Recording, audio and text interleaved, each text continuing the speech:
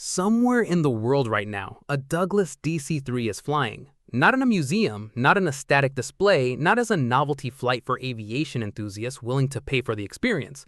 Flying, carrying cargo or passengers or both, on a route that needs something reliable and proven and capable of operating from a strip of gravel that would defeat anything built in the last 50 years.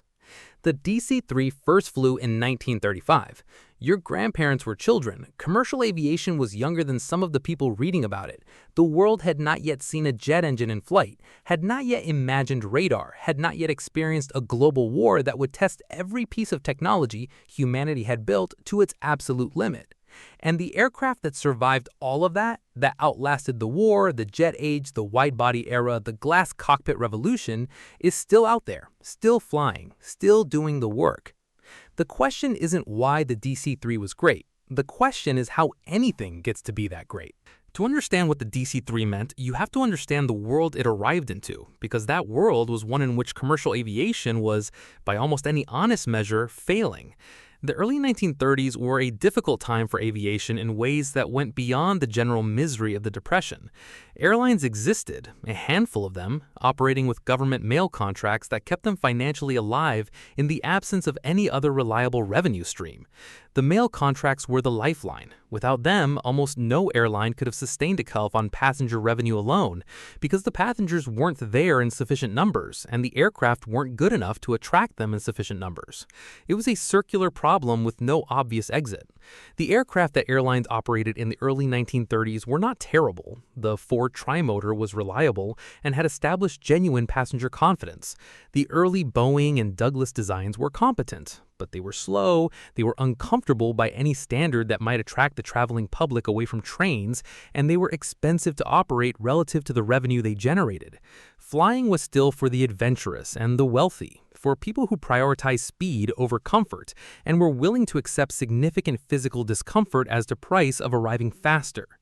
United Airlines was operating the Boeing 247, a genuinely modern aircraft for its time, all metal, twin-engine, retractable undercarriage, capable of transcontinental service in a time that was genuinely competitive with trains. Boeing had given United a significant competitive advantage by delivering the 247 exclusively to them first, which was commercially sensible from Boeing's perspective and commercially alarming from everyone else's. Transcontinental and Western Air, TWA, found themselves in the position of needing an aircraft that could compete with the 247 and being unable to get one from Boeing on any timeline that mattered. Their response was to approach Douglas Aircraft with a set of requirements for a new aircraft, one that could match the 247's performance, carry more passengers, and be delivered in time to matter competitively. Douglas took the requirements, studied them, and came back with something that exceeded them in almost every category. What Douglas built was not just an answer to TWA's competitive problem, it was an answer to commercial aviation's fundamental economic problem, the problem of how to carry passengers profitably without a mail subsidy. The DC-3 was the first aircraft in history that could do that. American Airlines, which had been operating an earlier Douglas design on overnight sleeper routes, pushed Douglas to develop the DC-3 specifically to replace those services. The aircraft that emerged from that development process was larger than the DC-2, more powerful, more comfortable, and crucially economically viable in a way that nothing before it had been. When airline executives saw the DC-3's economics, they understood immediately that something fundamental had changed. Not the technology exactly, the individual components were all developments of existing approaches rather than revolutionary breakthroughs. What had changed was the combination, the synthesis, the way Douglas had assembled known elements into something that the sum of its parts did not predict.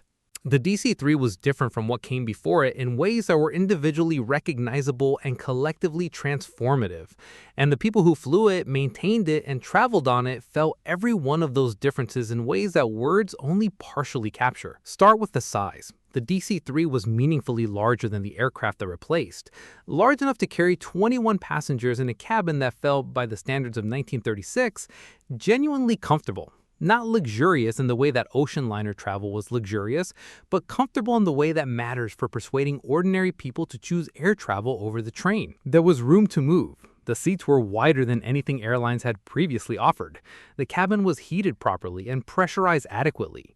The noise was still significant. 2 radio engines produce a sound that is present throughout any flight, But it was familiar rather than alarming, and passengers who flew the DC-3 regularly developed an affectionate relationship with that sound that pilots and crew shared, and that people who write about the aircraft still try, with varying success, to describe. The two Pratt & Whitney or Wright radio engines that powered the DC-3 were not new technology, but they were mature technology. Engines that had been developed and refined through enough operational experience that their failure modes were understood, their maintenance requirements were established, and their mechanics were present at every airport that the aircraft flew. This mattered more than any performance specification. An aircraft is only as reliable as its support infrastructure, and the DC-3's engines were engines that the world already knew how to fix. The airframe itself was built with a structural generosity that became over decades the source of the aircraft's extraordinary longevity. Douglas engineers gave the DC-3 margins that were significant even by the conservative standards of the era. Margins that meant the aircraft could absorb damage, modification, overloading, and the accumulated stress of decades of hard use and still remain structurally sound.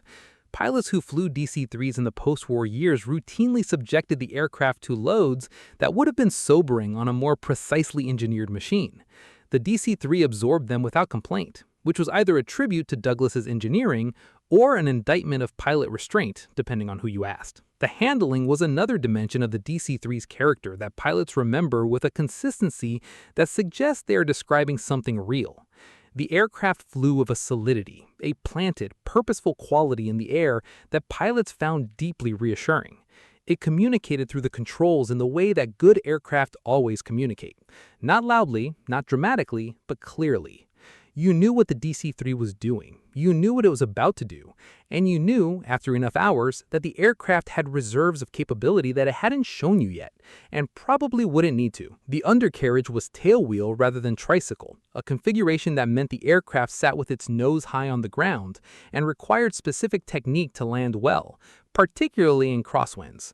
This gave the DC-3 a ground-handling personality that was demanding, in ways that newer pilots found humbling, but that experienced crews managed with the casual expertise of familiarity.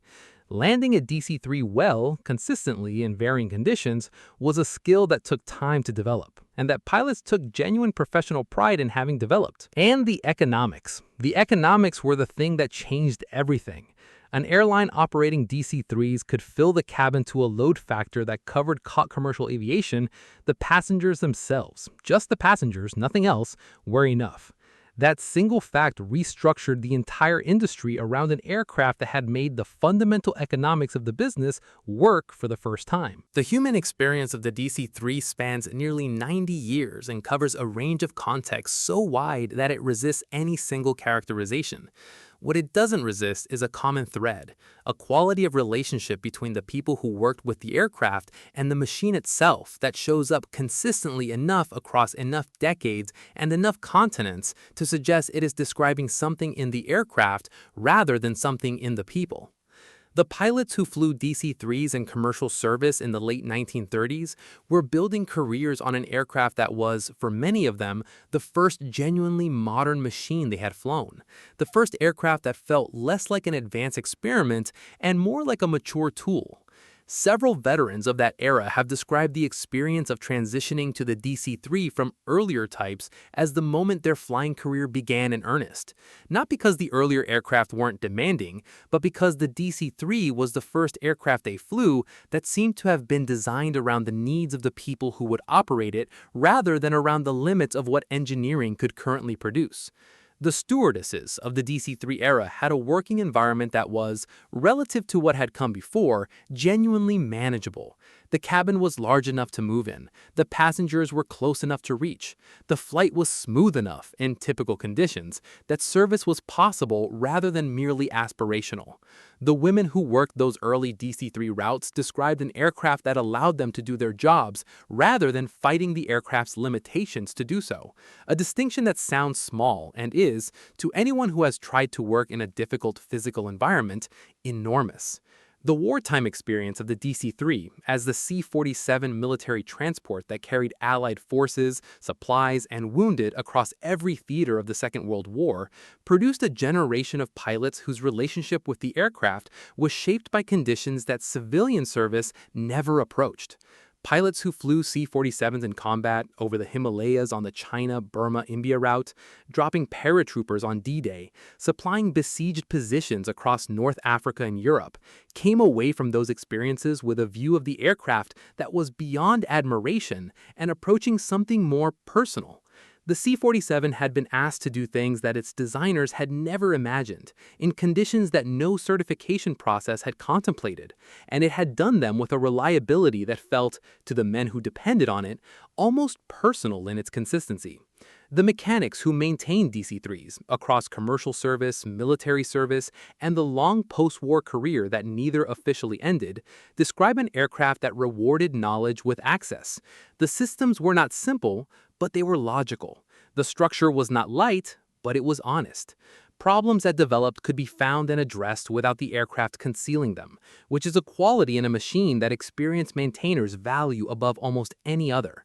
One veteran mechanic who spent decades on the type described the DC-3 as the aircraft that taught him everything he needed to know about aircraft maintenance, not because it was the most complex machine he worked on, but because its complexity was of the kind that complete understanding could resolve, rather than the kind that always held something back. The DC-3's conflicts were not the dramatic kind that end programs. They were the slower, structural kind that reshaped careers and redirected legacies. The immediate post-war period produced a crisis that the DC-3's commercial success had not prepared anyone for: surplus. The military had built thousands of C-47s during the war, and when the war ended, those aircraft flowed onto the civilian market at prices that made new aircraft economics almost impossible to justify. Airlines around the world that might have ordered new types instead bought surplus C-47s and converted them to civilian configuration. The aircraft that had made new DC-3 production economically sensible before the war now made it economically unnecessary. Douglas's own commercial success, amplified by wartime military production, had saturated the market that it had created. Replacement aircraft came: the DC-4, the Constellation, the DC-6, and they were better than the DC-3 in every performance category: larger, faster, longer range, more economical on the routes where scale mattered. The major airlines transitioned to these types through the late 1940s and into the 1950s, and the DC-3 moved progressively to smaller carriers, thinner routes, and the growing aviation networks of the developing world where infrastructure was limited, and the DC-3's ability to operate from short, unprepared strips was not a historical footnote but a current operational necessity. This transition from the primary aircraft of the world's major airlines to the essential aircraft of the world's most remote operations is the DC-3's most remarkable commercial story. It didn't retire. It found new work in places where its specific combination of capabilities remained unmatched by anything that had come after it, and in those places it has remained ever since. The DC-3's legacy is the simplest and most extraordinary in commercial aviation history. It is still flying. Not as a museum piece, not as a carefully preserved monument to what aviation used to be. Flying. Carrying cargo in Alaska, passengers in remote island communities, freight in corners of Africa and South America where the infrastructure that modern aircraft require simply doesn't exist. The DC-3 operates today in contexts that its designers never imagined and couldn't have anticipated, doing work that aircraft built 50 years after it cannot do as well, on runways that would defeat anything designed to the standards of the contemporary aviation world. The aircraft that made commercial aviation economically viable in 1936 is still economically viable in 2024. That sentence should be impossible. In almost any other industry, a product designed 90 years ago would be not just obsolete, but unrecognizable in relation to what replaced it. The DC-3's continued operation is a statement about how completely Douglas got the fundamental design right, not just for its moment, but in ways that transcended the moment entirely. Every airliner flying today carries the DC-3's influence in its economic DNA. The proposition that passengers alone could sustain a commercial aviation operation, the proposition the DC-3 proved for the first time, is the foundation on which the entire subsequent industry was built. Every seat sold on every flight operating today is a descendant of the economic logic that the DC-3 demonstrated in 1936. The DC-3's legacy is the simplest and most extraordinary in commercial aviation history. It is still flying, not as a museum piece, not as a carefully preserved monument to what aviation used to be. Fine, carrying cargo in Alaska, passengers in remote island communities, freight in corners of Africa and South America where the infrastructure that modern aircraft require simply doesn't exist. The DC-3 operates today in contexts that its designers never imagined and couldn't have anticipated, doing work that aircraft built 50 years after it cannot do as well, on runways that would defeat anything designed to the standards of the contemporary aviation world. The aircraft that made commercial aviation economically viable in 1936 is still economically viable in 2024. That sentence should be impossible. In almost any other industry, a product designed 90 years ago would be not just obsolete, but unrecognizable in relation to what replaced it. The DC-3's continued operation is a statement about how completely Douglas got the fundamental design right, not just for its moment, but in ways that transcended the moment entirely. Every airliner flying today carries the DC-3's influence in its economic DNA. The proposition that passengers alone could sustain a commercial aviation operation, the proposition the DC-3 proved for the first time, is the foundation on which the entire subsequent industry was built. Every seat sold on every flight operating today is a descendant of the economic logic that the DC-3 demonstrated in 1936. By the way, if you like stories like this, subscribing takes 2 seconds, and there's a lot more coming.